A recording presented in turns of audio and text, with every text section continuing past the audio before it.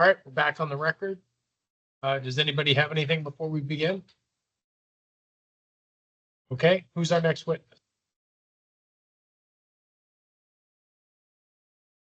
Chairman, members of the board, on behalf of IVSC, IP, we would call Noah Massell.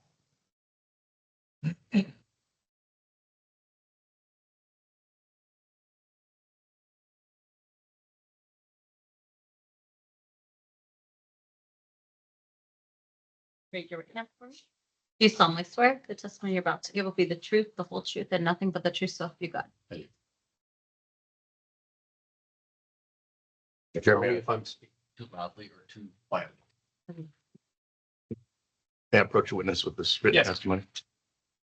I'll hand the witness portions of Exhibit 7 and 8, which are direct testimony of Noah Massell and the supplemental testimony of Noah Massell. Thank you. Under him for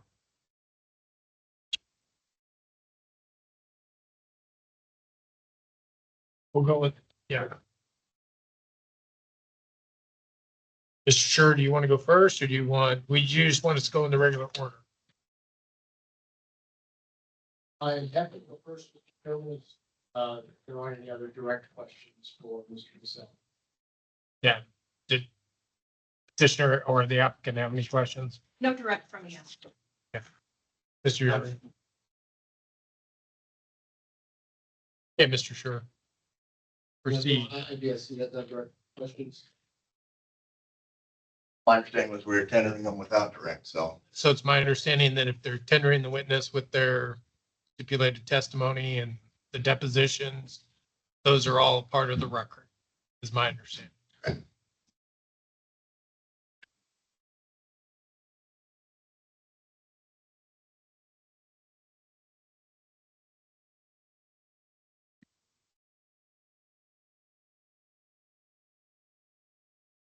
Good afternoon, Mr. Massell. How are you today? Well, and you? I'm fine, thank you. I want to ask you a few questions about your supplemental written testimony. That's Exhibit 8, I believe, on the exhibit list. Starting with 09, IVSC 09. Dates number at the bottom. Yes. Yes, You do not have the date stamps, Mr. Sure. I don't have the date stamps on, but, I'll help you out then as we go. okay. In your supplemental written testimony, you refer to the requirements of NRS 706.1516, correct? 15163, correct. Yeah, subsection 3 of 706.1516. Correct. Were you aware that during the legislative hearings leading to the enactment of NRS 706.1516, Mr. Mark James testified that, quote, "The ride integrity system provides transparency, information that is already available to businesses will be made available to the public and to regulators," close quote. I was not aware. That's in the May 14th, 2013 minutes of the meeting of the Senate Committee on Finance on page 5. Were you aware that in response to concerns raised by Assemblyman Anderson that the provisions of NRS 706.1516 read like an advertisement for a specific product, Mr. James disagreed with Assemblyman Anderson's opinion and said that the requirements in the bill, quote, "were capabilities that a product would need, and most of the capabilities could be accomplished by companies using current systems," close quote. Not aware of that quote. And okay. That one's from the Assembly Ways and Means Committee's May 29th, 2013 hearing on Senate Bill 430, and it's at page 11. Were you aware that Mr. James went on to say that, quote, "The industry believed there were 11 different companies that could have brought a product forward in San Francisco, and there would be a number of companies that would respond to the RFP in Nevada," close quote. I guess I'm not clear why you're asking these questions. I'm just going into the legislative history of this, of the statute that you cited and claimed was support for your position. And comparing the patent that has been asserted multiple times against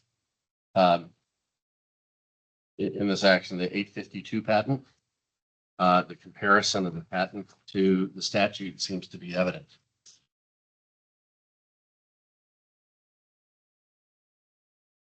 In your supplemental written testimony, just to note that that last quote from Mr. James, and Mr. James is the owner, is the principal owner of IVSC, correct? That last quote was from the Assembly Ways and Means Committee minutes from May 29th, 2013 at page 12. In your supplemental written testimony, you also state in paragraph 8 that on or about January 10th, 2013, in response to action by the Nevada legislature, Prius Transportation Infrastructure LLC, and I've left out your parenthetical there, demonstrated its real-time system to the NTA at a publicly noticed agenda hearing. Is that correct? Correct. That's what it states. What action by the Nevada legislature are you referring to there?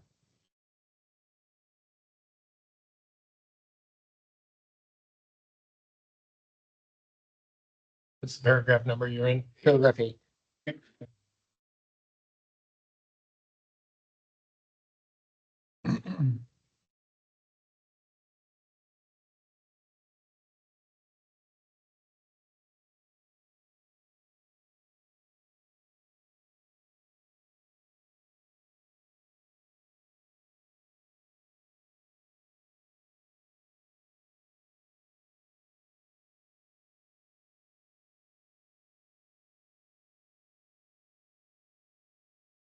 Sorry, could you remind me of the hearing date, the Ways and Means Committee hearing date where you cited those quotes? The Ways and Means Committee was May 29th, 2013. The Senate Committee on Finance was May 14th.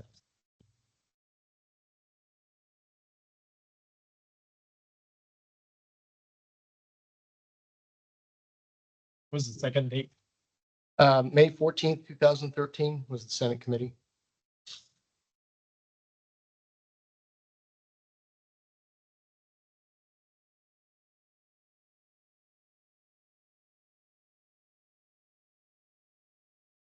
Looking for Exhibit C to my testimony. I don't have here in what I was handed. I don't know that this is, in this? I don't know that this is the full exhibit. Green. Is that what you're looking for? I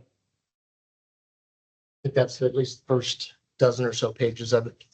Why don't we have them go through the exhibit binder? That's fine. The green one, and it's exhibit 8 and your full, the exhibits to your testimony are attached in exhibit 8. Supplemental, that's what I got, right? He's Yes. going through exhibit 8. It references exhibit C. I'm assuming that it's attached to exhibit 8. It's the supplemental written testimony of no miss. Yes, sir. And it's the C that's attached in exhibit 8. Correct. Excuse me, for the board, it just as a matter of housekeeping, I believe that this is for the public set of exhibits. It doesn't have the confidential information. So just so that if we're using that, it's not the confidential information. They do have extra copies, but those are intended for the members. So I'm not sure how the board would like to handle those. It only comes up if this is not one, but I appreciate the qualification.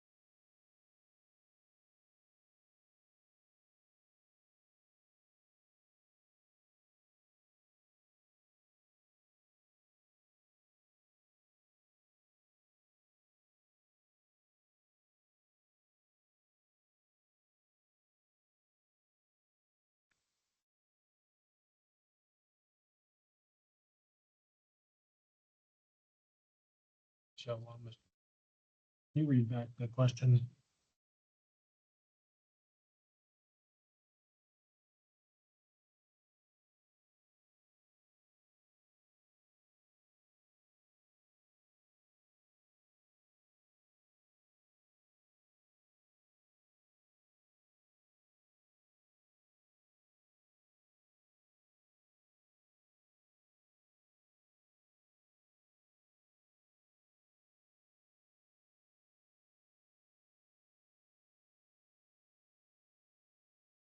Last question was, what action by the Nevada legislature are you referring to there?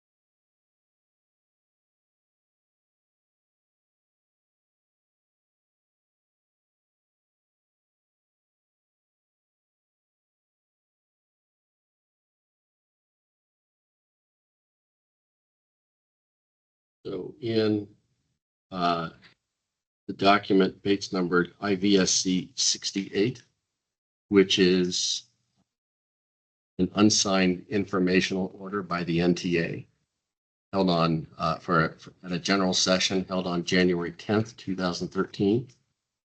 It appears that the matter was referred to the NTA directly or indirectly by the legislature. I was not involved with Freest Transportation Infrastructure, the predecessor to IVSC at that time. So I believe that Mr. Tomlinson and Mr. James had been directed to the NTA to begin work on a pilot program. You know, or you believe? I believe. You don't know. The answer is you don't. I have no direct knowledge. If you'd stay in Exhibit C, please. I have a couple questions about that exhibit. Just for purposes of the record, he was citing to Okay. IVSC 068 is exhibit C, isn't it? So in Exhibit C, you could turn to page 3, that document. It's actually the first substantive page after the table of contents. But IVSC 036, the Bates number.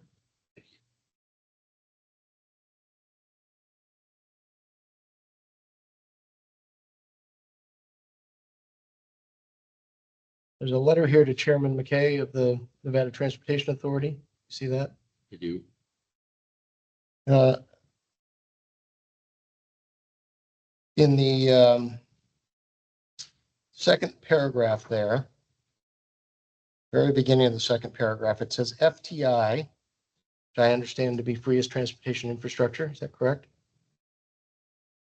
That's what it says in the first paragraph. Yes. Okay, right. FTI is the inventor and owner of Ride Integrity, a product conceived and designed specifically to provide real-time data to regulators of taxi cabs. You see that? I do. And the next sentence reads, FTI is not a credit card processing company or a provider of software systems to fleet owners. Is that correct?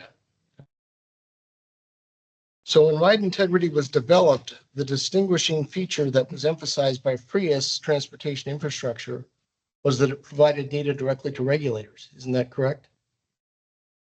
The software product was designed for that purpose, as it states here in the letter. In the last paragraph of page 8,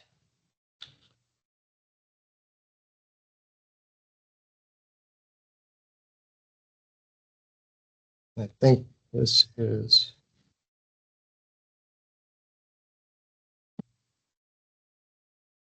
IVSC 041, base number. Oh, it's the only full paragraph there, but the first sentence says, as ride integrity has been in development, the third-party electronic hailing industry has been developing and gaining popularity and demand with consumers, but at the same time encountering numerous regulatory hurdles. Is that correct? That's what that sentence says, yes. And isn't that an explicit recognition by Korea's transportation infrastructure that of the existence of ride-hailing software at that time? When you say ride-hailing software, you mean of the kind made available by the transportation network companies? I mean, well, you tell me. What did I believe this letter is signed by Mr. James. What did Mr. James mean by that?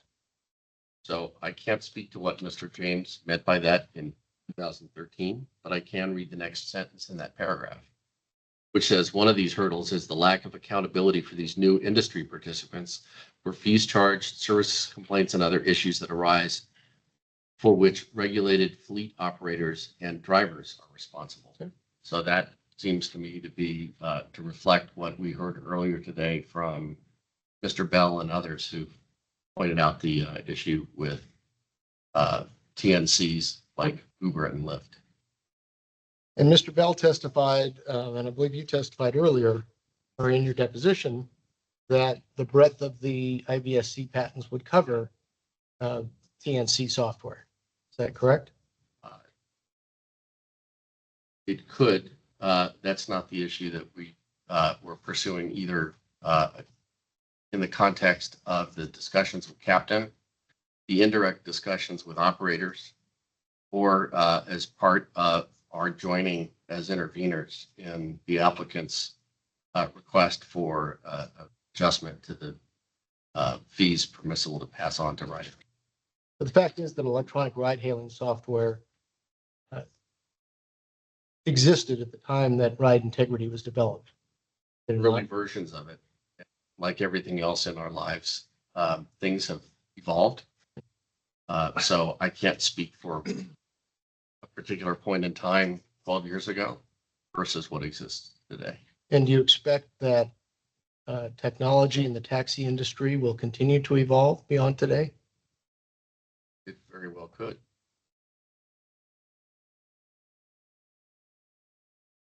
As will the patented technologies that apply to the operating software in taxi cabs and other devices. For example, yesterday, the U.S. Patent Office informed IVSC that yet another one of its patents applications had been granted and is now an issue. Theoretically, though, another company could come along with a brand new way of accomplishing these same objectives, correct? Theoretically. Going to page 10 of Exhibit C, I believe that is page number IVSC 043.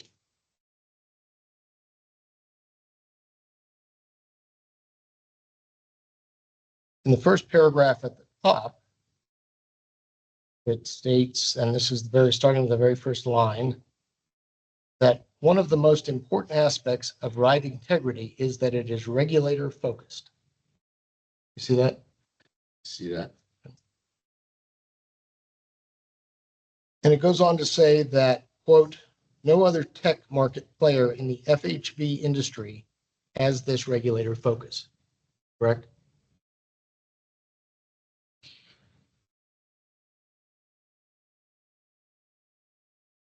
the second full sentence. I see that. I think that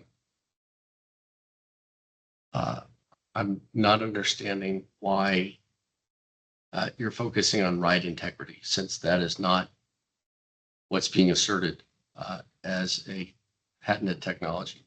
There's a difference between what's in the patent and what the software. In your deposition, did you not explain that the origination of these ideas started with real-time data software that IVSC called Ride Integrity? That is the origin of it, but it is not the full extent of, for example, the 864.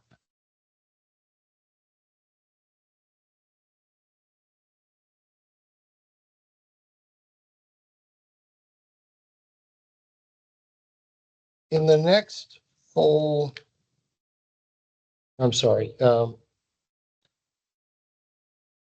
apparently my eyes are failing me. Down couple of sentences on that in that same paragraph, starts in some jurisdictions. See that? Yes. In some jurisdictions, regulators have implemented passenger experience improvement rules and changes by awarding to industry vendors exclusive or semi-exclusive contracts to install such technology in fleets. And then references the approach taken by the New York Taxi Cab and Limousine Commission. You see that? You. And it says that that began in 2004. I see that. Finally, in the last sentence of that paragraph, it says, and by deploying ride integrity, regulators can still permit fleet operators to use technology they choose for data management, payment processing, and dispatch, which can in turn integrate with Ride Integrity's open platform. See that sentence. Isn't that an acknowledgement that there was other technology available for data management, payment processing, and dispatch? Beyond what Ride Integrity offered in 2013? I Yes. think that's true.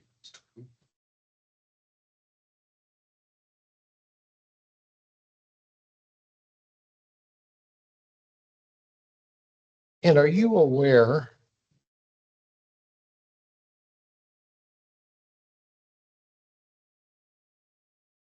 that predecessor of Curb, Verifone Transportation Systems, in partnership with American Express, introduced an integrated meter and payment terminal system with ride data reporting in 2001 in New York City? I'm familiar with Curb's payment processing technology. But were you familiar with what they did in 2001 in New York City? I am not. Were you familiar that based on that technology, Philadelphia did an RFP for such a system for its taxis, that VTS won and deployed that system in Philadelphia taxi cabs in 2005? For payment processing. No, it also included an integrated meter and payment terminal and ride data reporting. So I don't know the extent of what ride data was made available. I know that Verifone's principal technology was around credit card processing. Were you aware that New York City did an RFP for such a system for its taxis that VTS also won, along with two other vendors? And Curb deployed that system in New York City taxi cabs in 2007. Again, I'm familiar with the credit card processing portion of what Curb Mobility deployed, as well as the fact that New York City DLC and the San Francisco MTA also ran RFPs for ride integrity type solutions, and that FTI, now IVSC, won both of those RFPs. And those RFPs were for systems to be used by the regulators, correct? Additionally, Creative Mobile Technologies deployed a system in New York City as one of the winners of the New York City RFP in 2007. Are you aware of that? I'm going to respond by saying I'm not sure what you mean by won that and what technology was awarded. So I can't answer the question maybe in the way you'd like me to, because I don't fully understand what you're asking. Well, I'm asking, did Creative Mobile Tech, are you familiar with the Creative Mobile technology? No. If I represented to you that they are another vendor in the taxi cab technology provider space, were you aware of, well, I guess if you don't know who they are, that makes sense. You weren't aware of it. Not Is the aware answer. of creative. Better than Okay.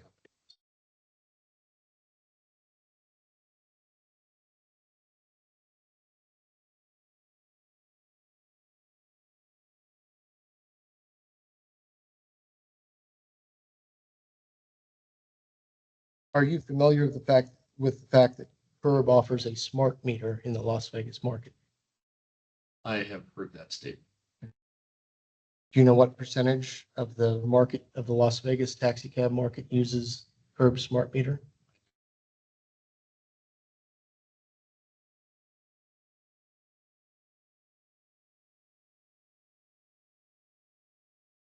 All my questions. Can you redirect, Mr. Thomas?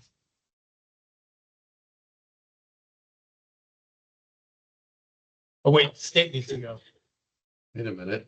Jessica, Jessica's, sorry. I didn't have my glasses on. I blend in the environment. Good afternoon, Mr. Massell. Yes. Mr. Good to Massell, see you. good to see you too. I just kind of want to start off with kind of going over the different hats that you wear with IVSC. So to clarify, at the time of your direct testimony being filed, you were the acting interim chief operating officer. Is that That correct? sounds close enough. Are you still within that position? And you are also a business consultant in Nevada. Is that accurate? That is also true. And you are consulting with IVSC. Is that accurate? Yes. Okay. And I believe I know the answer to this question, but you have been present in the room while this testimony was being given at the time, correct? In this proceeding? Yeah, for all these The last proceedings. case. I kind of want to ask you some questions about some of the things that Mr. Bell has testified to. Okay. Mr. Bell has kind of alluded in his prior testimony that part of the reason he was negotiating this fee was to essentially try to protect all taxi cab operators and I believe software licensors or software providers within the Clark County space. Did you get a similar impression or anything different from that? So I think that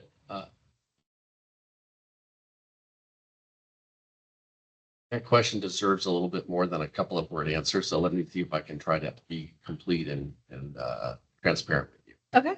My understanding is that Captain, who serves in the role of a technology provider, a software licensor to operators, had an interest in making sure that they and similarly situated software vendors Okay. were going to be treated consistently, because the last thing I would want if I were licensing my software to my customers is to put them either at a competitive advantage or disadvantage. Well, I'd want them to be in a competitive advantage situation, but I don't want them to be disadvantaged by my relationship with them in terms of how I license my software.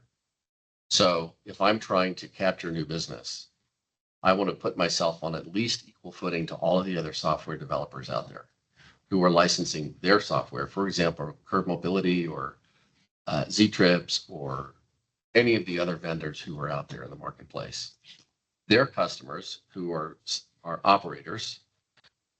Am I getting lost here in the No. description? I'm trying to make sure that I follow along. Okay, so as I look, let me backtrack a couple of steps. In the ecosystem that the taxi cab authority regulates, there are at least 4 other participants in that ecosystem. There are the the operators, Okay. like the applicant. Okay. There are the software vendors who supply the operating system for the taxi cabs to the operators, right? Then there are the riders who are getting the advantage of the fact that the experience in the taxi is enhanced by the kinds of software that Captain and others provide. And then there are people who own intellectual property rights to that technology. And those are people like IVSC. So in that ecosystem, to go back to your question about what Mr. Bell was trying to explain, and I think he did a very good job of explaining, is that there are software vendors who are licensing their technology to operators. And the four, I believe, different documents that have been submitted as exhibits to the board reflect an evolving understanding of how to document those relationships among the software vendors and the operators, and in order to protect the interests of IVSC and Mr. James, the holder of the patents, right? Those four documents are all intended to address various aspects of the relationships among those parties.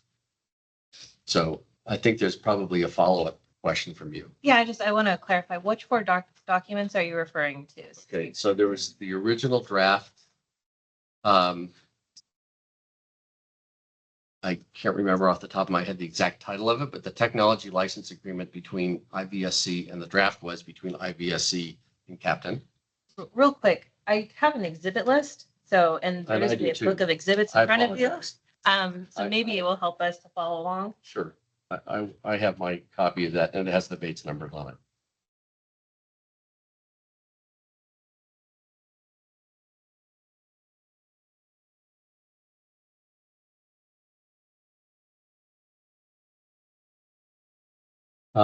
It's exhibit number 4, DC 018 to DC 05. That's the draft non-exclusive patent license agreement.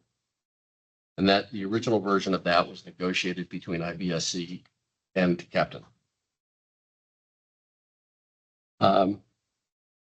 As it became clear what the how all the relationships would fit together, the concept of what was put on paper changed. And so here are the second and third documents.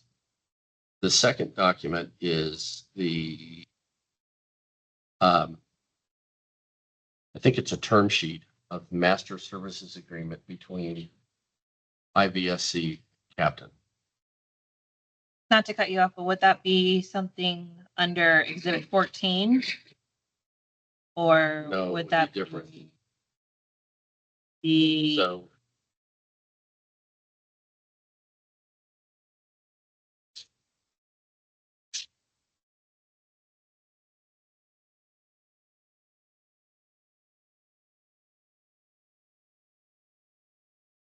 it's an exhibit. Oh.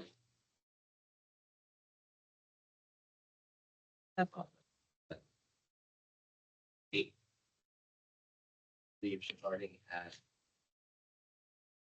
Yes. IVSC It's Paragraph 4 of my supplemental refers to exhibit B, Okay. which is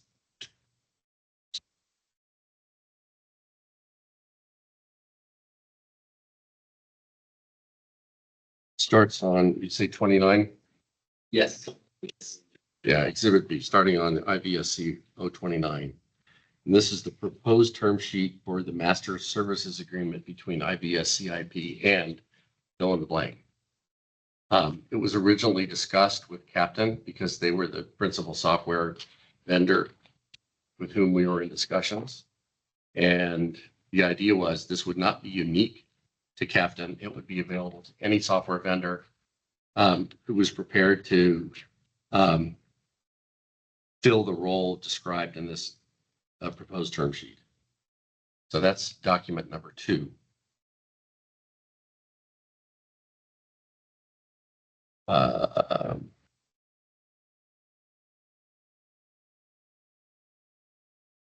at about the time we were discussing this master services agreement between IVSCIP and Captain, we realized that what we also needed was the third agreement that I referenced, and that is the direct proposed software license between, I'm sorry, patent license between IVSCIP and the operator.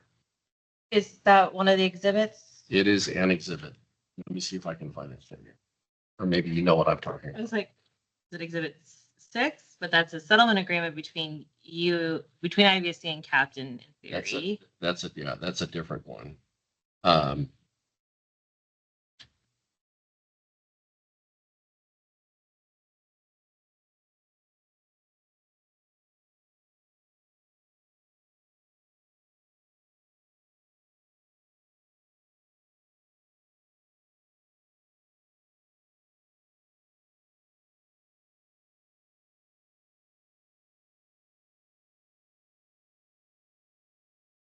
An index to the green binder. It is the exhibit list.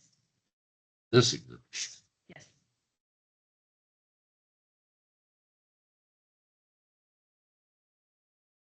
At least so far for me, it's been correlating. So I don't know about that one. Mhm.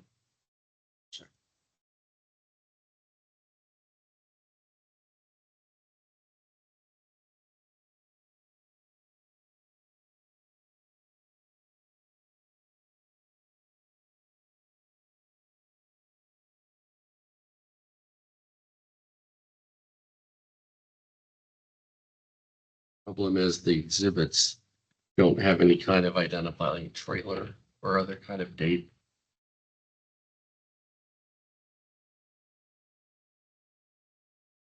Is this in your supplemental? I don't think so. Okay. But let me describe that document. It is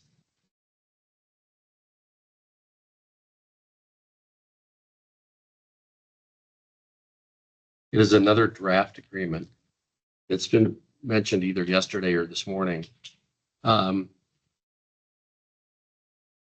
That would be entered between IVSCIP and the operators. Assuming that, and look, I'll drop a footnote. I apologize for bouncing around a little bit, but the underlying assumption for all of these documents is that the technology fee, the 50-cent per ride fee, would be approved by this board. Without that, there would be no, other than the very first agreement. The rest of them are based on the presumption that this board approves a 50-cent pass-through fee and that everybody remains whole and gets the benefit of the 50 cents ride being added on to the base fee for every taxi ride. Without that, the agreement that we were just pointing to, Third one. the second and the third one, Okay. those have no opportunity to be operative. And the same would be true with, and I'm looking at this, I think it is Exhibit 4.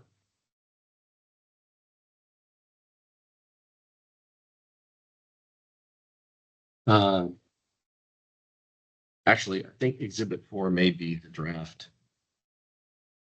So just to let you know where my notes are at, I have Exhibit 4 as the first document you referenced. Then Exhibit B of Exhibit 8, which is also IVSC 0, starting on IVSC 029 as the second document you referenced. And then the third document is another draft agreement that we may not have within our papers. And you mentioned 4, so I just was wondering what the Right. So in my mind, in order they go, the very first settlement agreement that we were negotiating, IVSC, we're negotiating with Captain. That's the Okay. first one. The second one would be the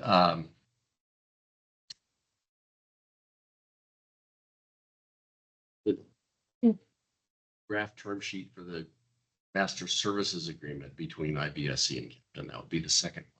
Okay. The third one would be the direct license between IVSC and the operators. Okay. And the fourth one would be the settlement agreement that someone, I'm not exactly sure who requested that it be put together, but I was out of the country a couple of weeks ago.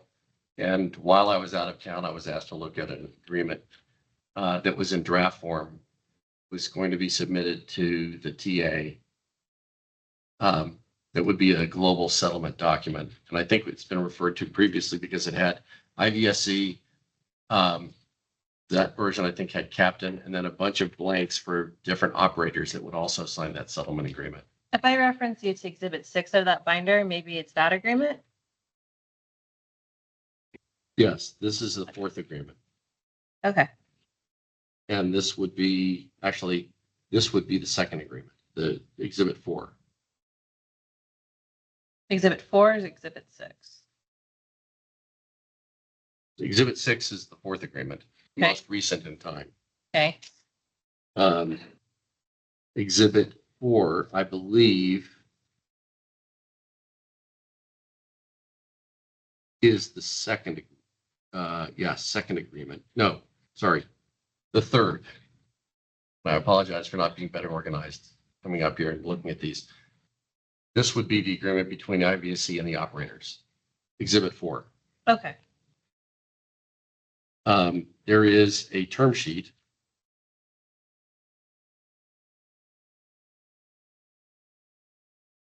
That would be exhibit. It's exhibit B. Starting at IVSC 029. It's exhibit B to my supplemental direct testimony. Which is Yeah. exhibit A. Exhibit 8. Yeah. Yeah, right. My supplemental is exhibit 8. So it's exhibit, did I say B? Yes. Exhibit 2, exhibit 8 in the book. I think it can be established that it's sub exhibit B of exhibit 8. That's right. And then finally, the proposed confidential release and settlement agreement is exhibit 6 in the book. Mhm. And that would be the fourth agreement, draft agreement, because these are all drafts. Gotcha. So in the event that this should pass, and if no one will, well, I wouldn't say no one, because I'm sure there may be a couple of players that would execute these agreements. But if there are folks that do not execute these agreements, is IVSC still forfeiting their rights against those operators or tech companies? That are not participating in these settlements? Correct. No, it is not forfeiting or relinquishing any claim it may have. So just to clarify, even if it is a board regulation that every ride has a 50-cent pass-through fee, that from what I understand, IOC gets 0.375 cents each ride, and the tech company gets 12.5 cents for those rides. Even if a tech company or a taxi cab operator does not participate in executing agreements with IVSC, IVSC still intends to, well, does not intend to forfeit their rights or claims against them. So clean that up a little bit. 'Cause I don't think that that is rulemaking or regulation. We're here for rate Approval. approval, rate finding. It's pursuant to the regs. It's pursuant to the NRSs, and I think your question may have veered into some sort of actual rulemaking. So we're just we're making findings as to rates in this proceeding, this petition. Allow me to clean it up, and if need be, I can lay more foundation for the question as well. Yep. So in the event that a rate should be increased for 50 cents to pass through from the public to, at this time, Pay the fee. to pay the fee, with 37.5 cents going to IVSC and 12.5 cents going to, it was what I believe the software provider. IVSC will still, has no intention, let me rephrase, has no intention of forfeiting their rights that they may have against any individual or operator or software company that does not enter into any agreement with IVSC. So my observation is your question, this completely underscores with big bold letters how complicated this whole situation is. Well, it is complicated. I agree with that. So And I would have to say, I would have to see what the rulemaking or the rate setting order is from the board in order to answer your question. It's too hypothetical and there's too many variables that could change. that's understandable. Another question that I have is that it was testified that IVSC has a broad patent portfolio. I understand that only 5 are at issue in this case, but they talked about different tech, or it was testified that there's a broad portfolio that has a different tech, and there is, from my perspective, and basically alluded to that Uber and Lyft may have more advanced tech. I just want to know, is this, from your perspective as IVFC's representative here, is that accurate or not accurate? I have not done a comparison of the IVSC patent portfolio to Uber or Lyft's patent portfolio, so I don't have an answer for you. Okay, well, fair enough. No further questions. Thank you.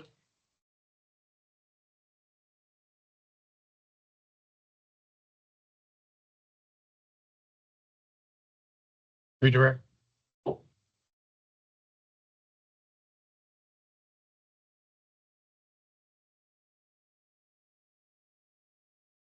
Mr. Massell, for the record, I'm Neil Tomlinson, counsel for IVSC IP. To follow up on some questioning that you had from Mr. Shear, seemed like there was some confusion with the difference between a software product and a patent. Can you please explain if there's a difference? Yes, there is a difference, and let me see if I can do my best to clarify the distinction. The software is a set of operating algorithms that are designed to force a device, in this case, the computer that sits in the taxi cab, to do certain operations. And the output of that can be everything from identifying the origin and the destination of a taxi ride, who the driver is, how much the fare was, how long the ride took, the GPS coordinates of the ride. That's the software. And it also includes the patents that have already issued and that issued as of yesterday. Expand that. Yesterday's patent is principally around the secure transmission of that data. The patents by themselves don't operate anything. They are just a description, and a very stylized description of what technology is involved in whatever the invention is. Patents are simply a description of the invention and the claimed novelty and the claimed steps that establish what that invention is. And so you'll see in every patent in the United States, there's an abstract, there is a brief description of the patent, there are the specifications of the patent, which means it describes in very broad terms, oftentimes with diagrams and charts and the like, how the invention works. And then the very last part of the patent is a series of claims. And for utility patents, which is what we're talking about here, and I know this is not a patent case, and I apologize if I'm going way too much in the weeds for you. The patent has the method of how the patent is performed and the device that is used to perform the patent. So you'll see method and device claims in these claims at the very end, starting with 1 and going to however many there are. And in this case, there are independent claims, which are the main claims in the patent, and there are dependent claims. And for each dependent claim, you have to in your embodiment of the invention, you have to perform all of those independent claims in that particular independent claim. And I noticed there's a copy of the patent in here. And just to point you to It's 18. 18. I think so. attachment. Thank you. Is it anywhere else without the letter? Don't think so. Okay, Yeah, so this is the September 21 letter. Yeah. So, right, so if you go to the patents, and because they're usually at least 7, sometimes 8-digit numbers now, the shorthand is to refer to the last 3 digits of the patent, so this would be the 852 patent.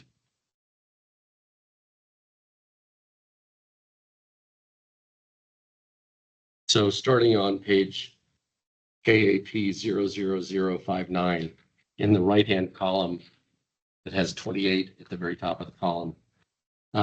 About a third the way down, it says what is claimed is, and then number 1, an onboard for-hire vehicle management system comprising, so this is a system and method claim. So then you'll see number 2 says a system of claim 1, which means it's a dependent claim on first claim. And then 3, 4, 5, 6, 7, 8, 9 through 12, those are all dependent claims on the first claim or variants of the first claims. And then system 12, system claim 13, these are all, again, dependent claims. So those were system claims. And then you see claim 15 is a method of enforcing the regulations. So this is the method portion of the patent. And this goes through claim 26 and then back to a system claim in 27, et cetera. And you can read for yourself, but this is the claimed invention. These are the features that have to be present for the patent to be infringed, or for an invention to read, or for a product to read to the patent. And the rest of it, all the specification, it's the background of the patent, the detailed description of the embodiments, all that describes in painful technical detail what an embodiment of the invention is. But just because it says it's an embodiment doesn't mean it has the operating algorithms for actually being software.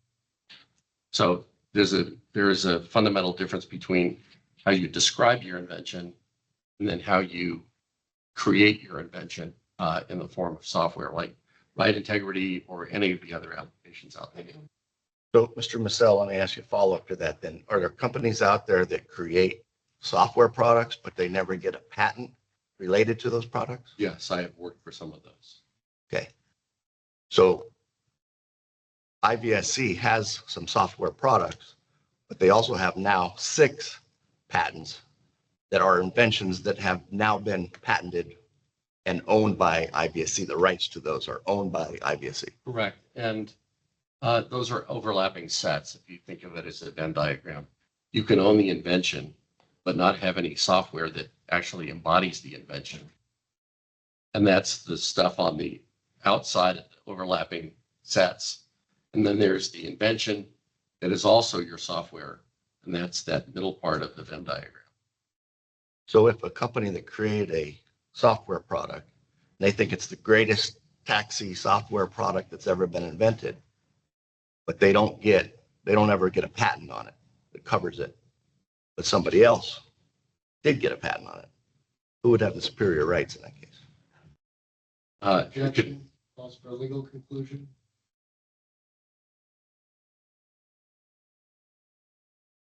I'm going to sustain that. I'm going to let you ask some foundational stuff if you want, re-ask the question.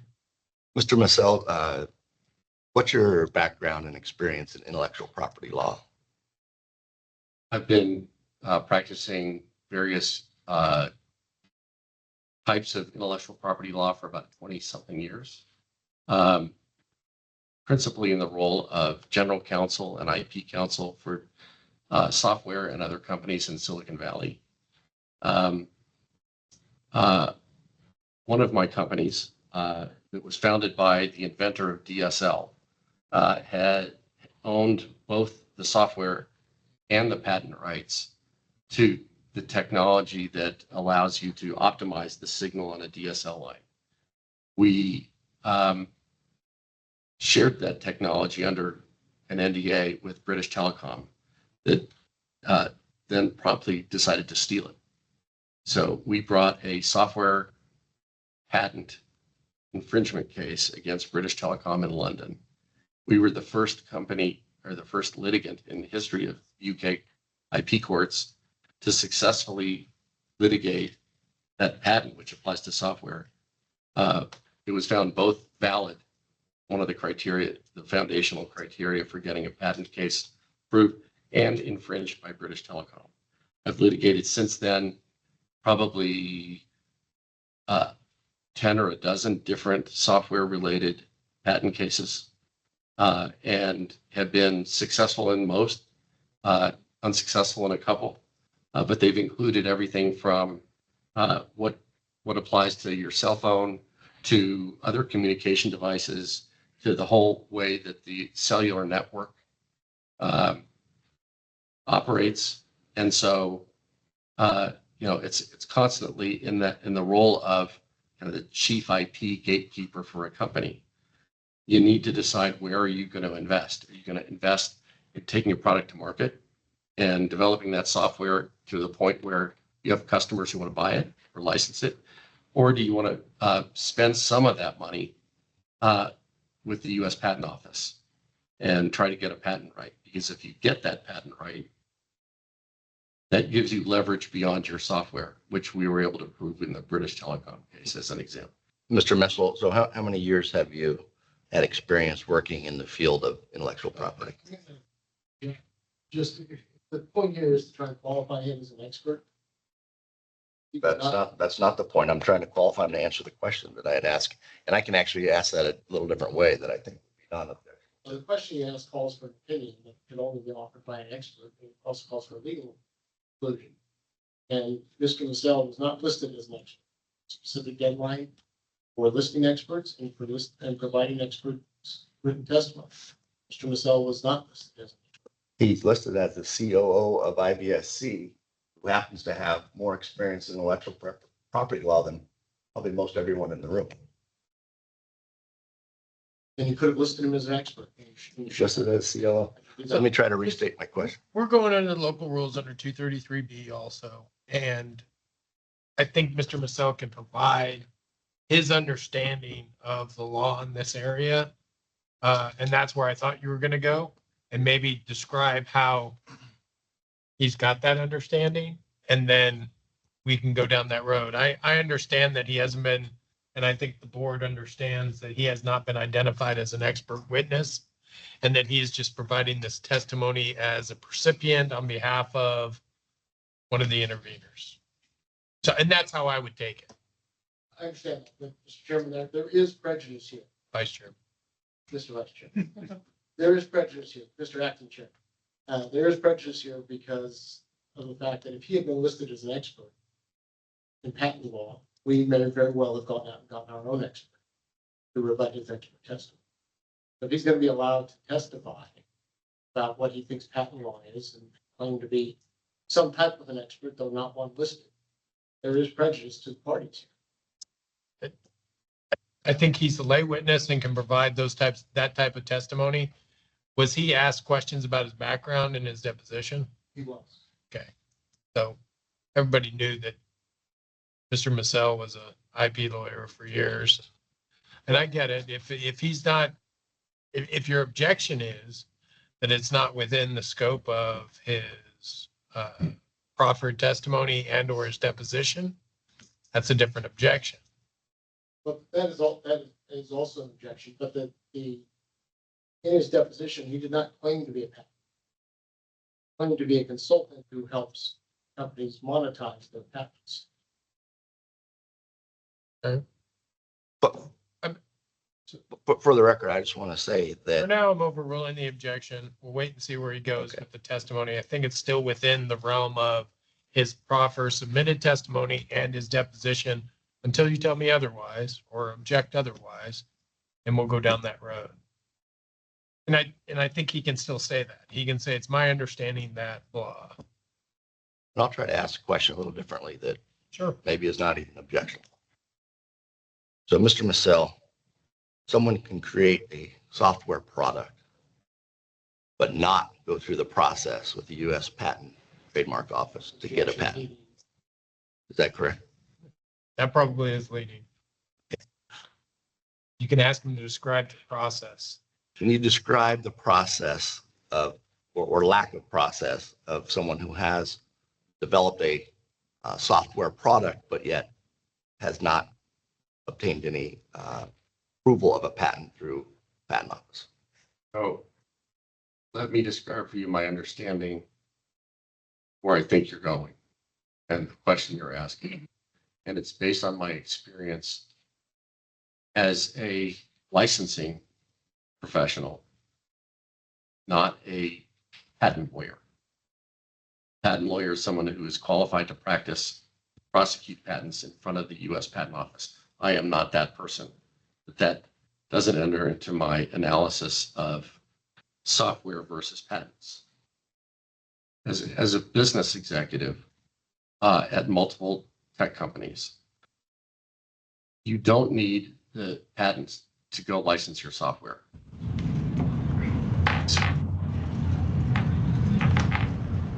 That's a heck of a pain. Somebody online needs to turn off their microphone, please. Someone's in the car. Here we go. Thought maybe we're getting a dust storm coming up from Arizona. Just a microphone. It could help to go through the patent office and get a patent and expand your business opportunities by having that in addition to the software you have, so that you can either exclude people from selling software into your market because you have the blocking patent, or you could extract additional revenue from that patent portfolio, even though you don't have software that does what your patents describe. So it's a business decision whether or not to pursue one or the other or both of those channels. I know, for example, there are companies out there that have no product and they have a big patent portfolio, and all they do is exploit their patent portfolios to get license payments. The term of art for those of us who are in operating companies is those are called patent trolls, because they extort a fee for you to cross the bridge that have nothing to do with the product they make. And in this case, does IVSC have both software products and patents? Yes. And what would it cost for someone to get 6 now issued patents and with 4 more pending?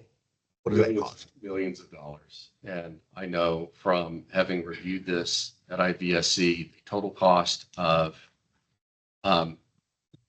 developing the patent portfolio and the RIDE Integrity and RIDE Genie software was in excess of $36 million. That was what IVSC spent to get to where it is today. Mr. Massell, sorry. Mr. Scheer also asked you, and actually, I guess it was Deputy Attorney General Guerra asked you about the different agreements, license agreements and settlement agreement, all of those.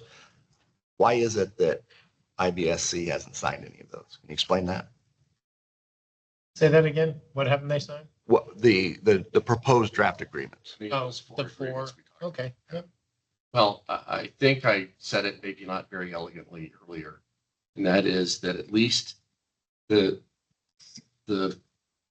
second, third, and fourth agreements, not the original agreement that IVSC was negotiating with Captain starting last year, but the other 3 are all contingent on, and it's a condition precedent. I think that was the term that Chairman Reeser used yesterday, on 50-cent pass-through being approved by the board.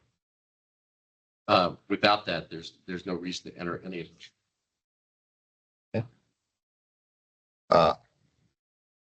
Hypothetically, if the amended application is not granted as acting COO of IVSC, what would you expect the course of action to be for the company? we'd have to litigate. And based on the idea that patent holders should go extract the revenue from the party or parties most likely to be in a position to pay that license fee, either through litigation or settlement, informal settlement. That wouldn't be the software developers. They tend to be on the lower end of the revenue scale, even though their margins may be high and higher than the operators. The actual revenue they generate is far less than what the operators do. So we would almost certainly litigate against the operators. And what would you expect to happen once, say, suit is filed against the operators? What would you expect to happen after that, in your experience? So Yeah, it does sustain. He's the acting CEO of the company, COO of the company. He can certainly testify to what he would do. He What he can would testify to recommend. what he would do. He can testify as to potential outcomes. He can't testify as to what he thinks would happen in terms of the question you asked. Fair enough. That's fair. I'll be sure not to state any final conclusion on that point, because who knows? The reality is that you'd have to identify who the defendants would be. You would have to put them on notice, attempt to get them to settle informally, because it's a heck of a lot cheaper to do that informally than it is to litigate, as all of us litigators in the room know. The challenge is, what do you do with unwilling licensees? And there's lots of literature about unwilling licensees, especially when you're talking about a technology that's either standards essential or fundamental to the operation of the technology. As the claimant or plaintiff in the case, you retain counsel. The cost of a litigation is somewhere in the range of $3 to maybe $4 million per defendant.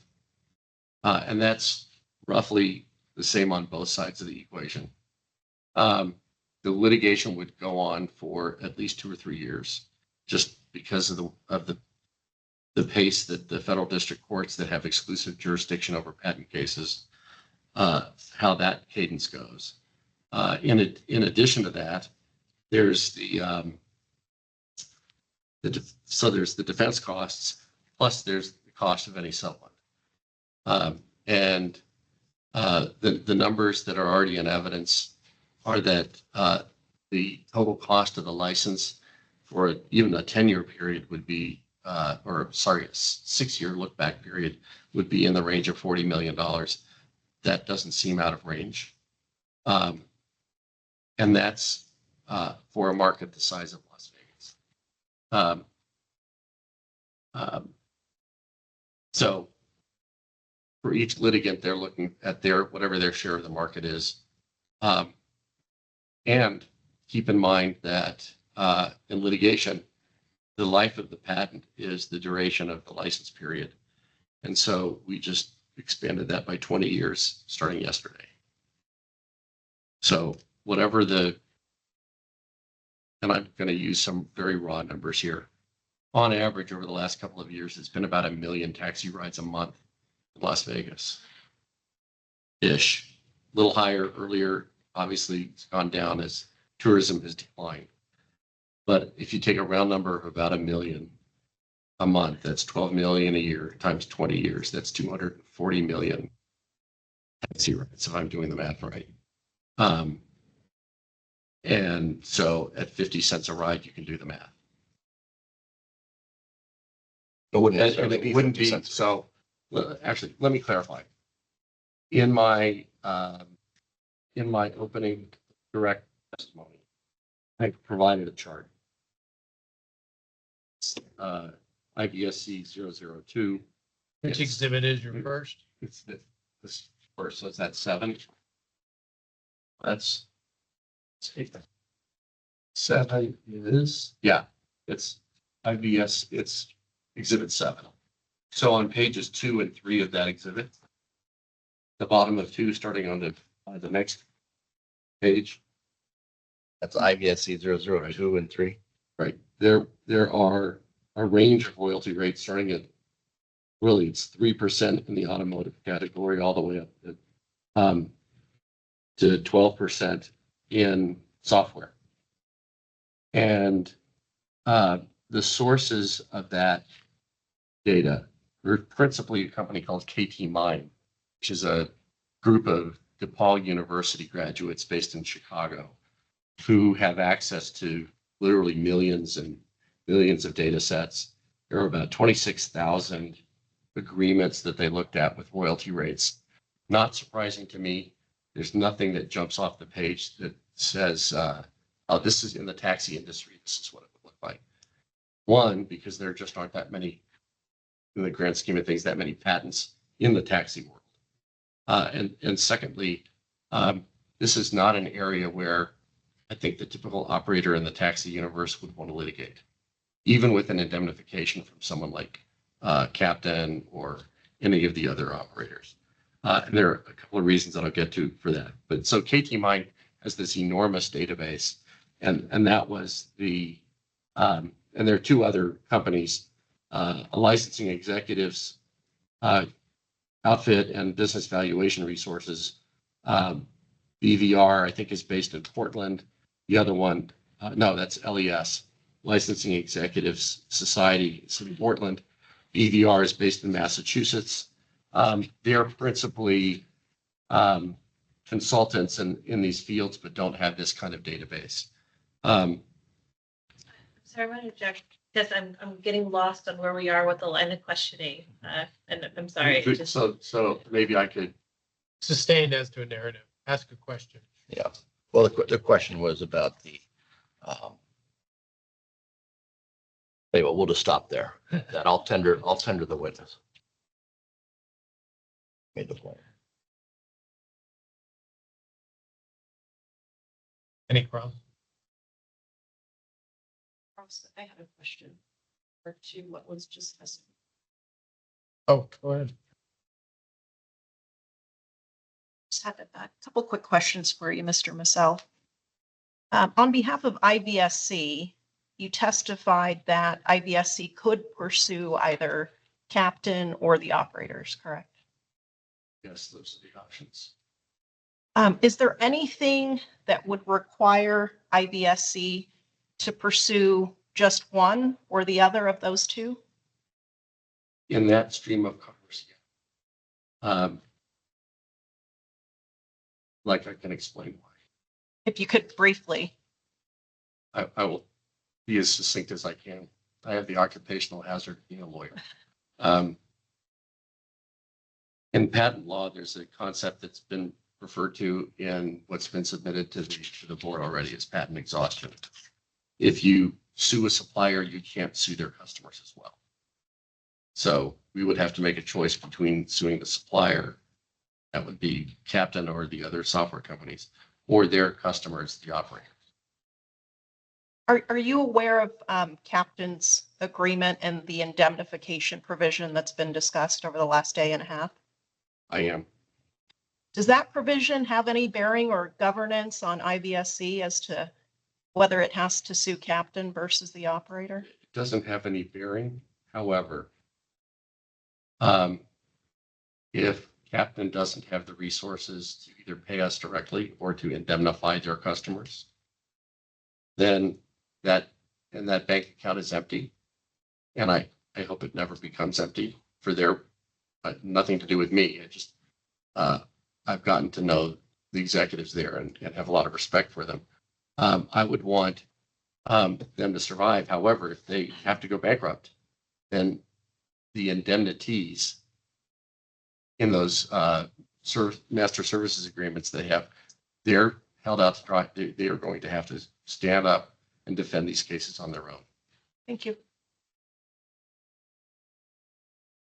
Cheerio. Just one question, two questions, if you would. Familiar with the term claim chart? I am. Describe what a claim chart is. Generally speaking, it's a chart that shows claims in the patent in one column and a comparison of those claims to either the alleged infringing product or to something else. And what we did in the case of what was submitted to the board is a comparison of that to the statute. Thank you. Mr. Sure.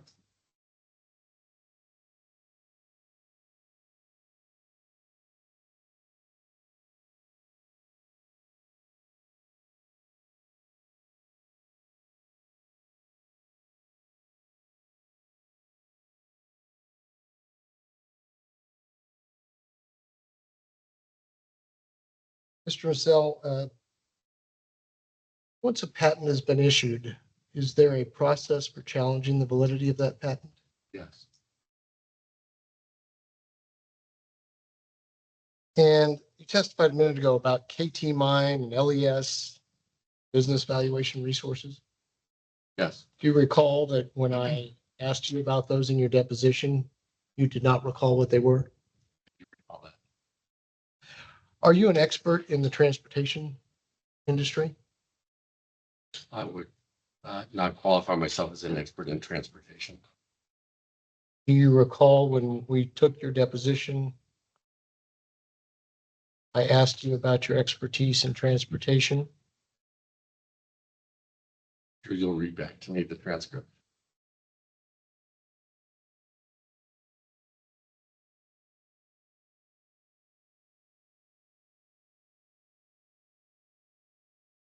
So I asked you if you have experience in the transportation industry, and this is on page 13 of your deposition. You said, I think that's kind of a broad question. Transportation, I think in my mind includes everything from moving goods in semi trucks to FedEx to taxi cabs and a plethora of other kinds of transportation businesses. And you said, so no, my experience is not specifically with transport in the transportation industry as I've just described it. I asked you, okay, so you don't have any prior to this involvement with IVSC, you don't have any prior experience in the transportation industry as you just described it. You said, no, that's not my area of expertise. Is that correct? Yep, I just reiterated.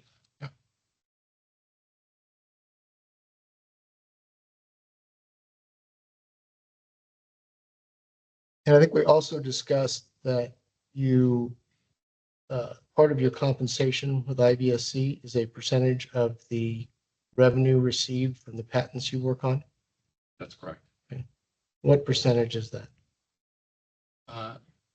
Unless I'm I would object instructed that to, I'm as not going to answer that. confidential business information. It's my private compensation information. I'm gonna sustain that. If you can tie it into the rate, I may have a different ruling. I think it goes to his credibility, Mr. Vice Chairman. So, and his motivation.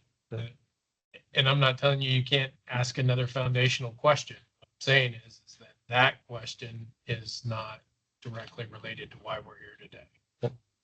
I think he's answered the question. He receives compensation. Yep. How large that is, I think that. I agree. Thank you. Thank you. Ms. Garrett?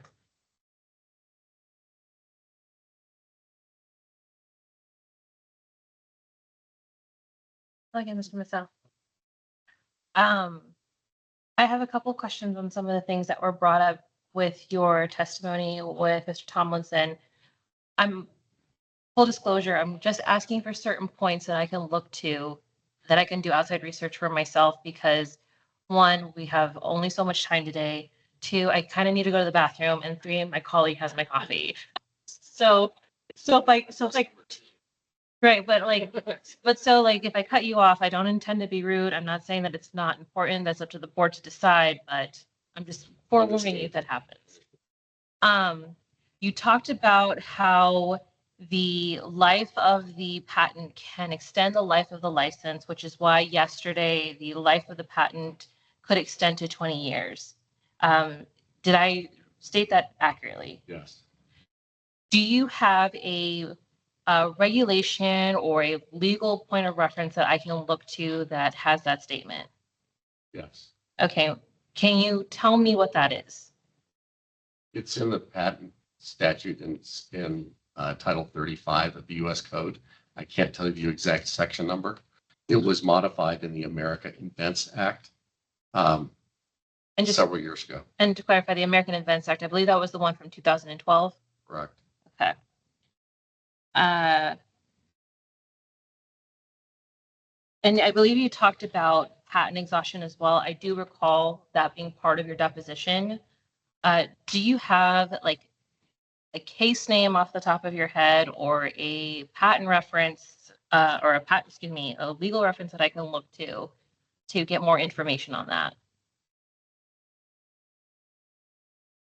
I can provide it to you outside of this hearing. I can make sure that all of the council are copied on that communication I'll leave that and the to, board. That's argument that can be put in like the final briefs that we've been talking about. And if you wanted to put a direct response to this question. I can make a note to make sure we address that. all right. Thank you. No further questions.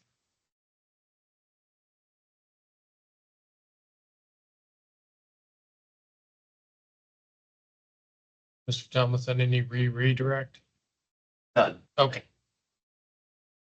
Yes, thank you. Remember, Jack? All right, thank you, Mr. Michelle, for. Hold on, before we start on that, we've been going for about an hour and council said that they need to, why don't we take just a brief 5-minute break or a 10-minute break? Okay, 5 minutes. Everybody be back at like 17, 18 after, please. We can go off the record.